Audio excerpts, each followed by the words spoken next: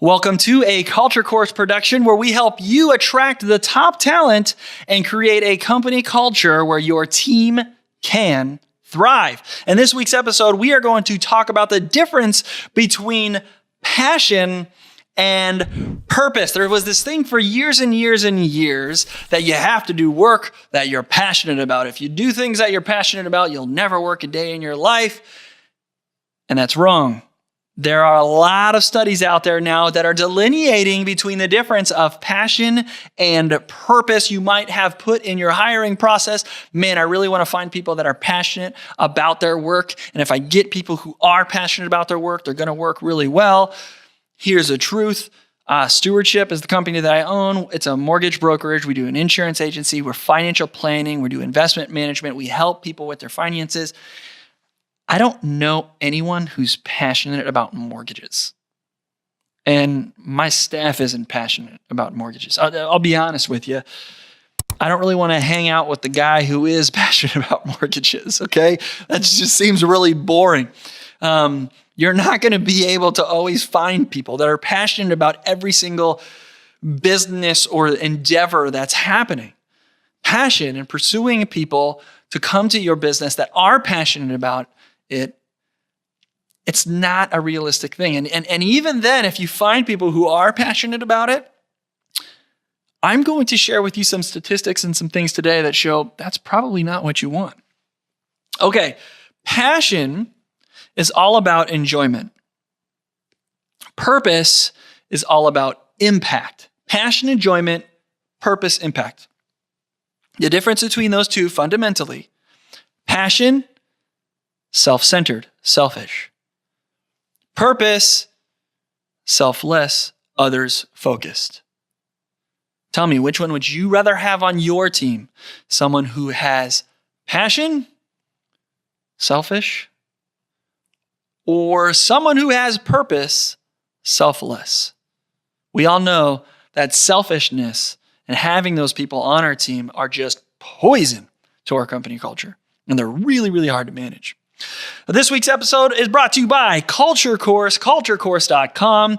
The highlight person that we are putting in, somebody who was on culturecourse.com and went through the program, is Austin and Patty Hamilton. They own a Phoenix SEO company. They help people get SEO. They do a really great job of making sure that your website and everything is search engine optimized.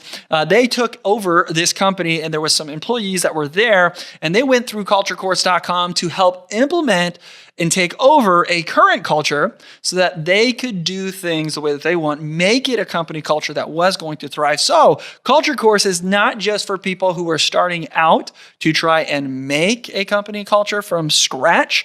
Culture Course is also for people that have an existing culture and they want to make changes to that culture. So culturecourse.com, Austin and Patty, love you guys. You are awesome. Thank you for going through Culture Course. All right, so here's the rebuttal. People might say, no, Grant, no, I want passionate people. I want someone who's passionate about the job, because then they're going to come in every day with passion and they're going to just pursue that with passion. And that's a really big deal. Okay. Sometimes the stars align and passion and purpose are intertwined, and that's great. But the thing about passion is people's passions change. We as people change. Our lives change. So do you want to hire somebody strictly on passion, and then when their life changed and when their passions change, they leave? I don't think so.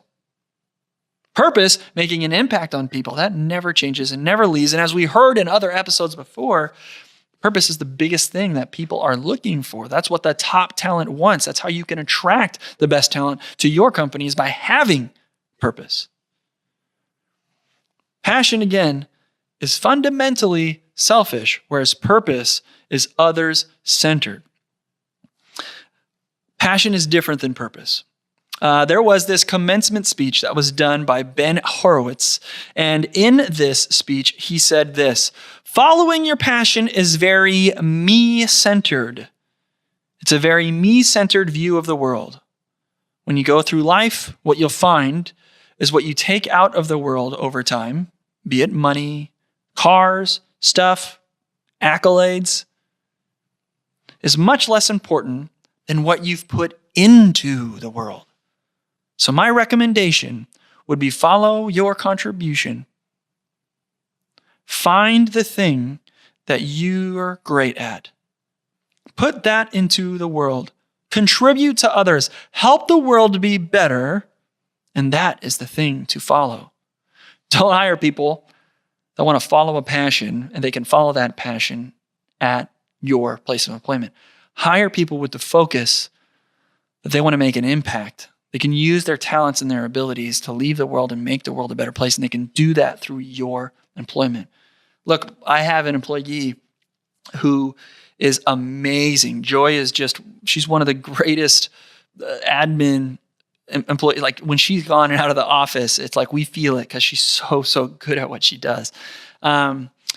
She is not passionate about insurance. So she's really passionate about like music and traveling and going to concerts. That's fine. But the things about the job, the purpose that I give her to make an impact on other people is something that she is deeply tied to, and it gives her meaning and a reason to come into the work every day. And some of the freedoms that I provide, the affirmation that I give her in her employment allows her to pursue her passions even when they change. Even when they change with the seasons.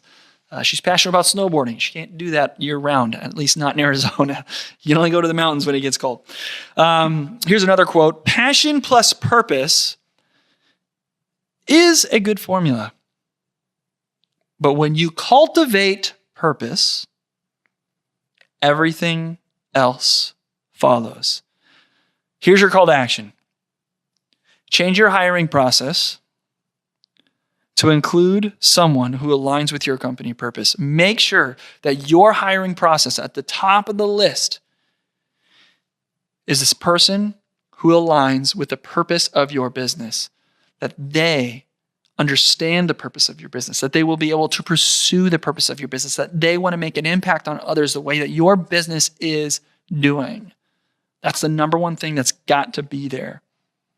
Because when you cultivate purpose, when you hire someone who's focused on purpose, and then all the things that you're doing throughout your management and your leadership and your company culture have to do with the purpose, as this quote says, everything else follows. So look at your hiring process. If you don't have one, create one. Or go to culturecourse.com and there's one there for you. But put at the top of the list, purpose. Hire someone that's going to align with your company purpose. That's not only going to help you attract great talent, but it's going to help you find a really, really great fit. And everything else is going to follow. We will see you guys next week.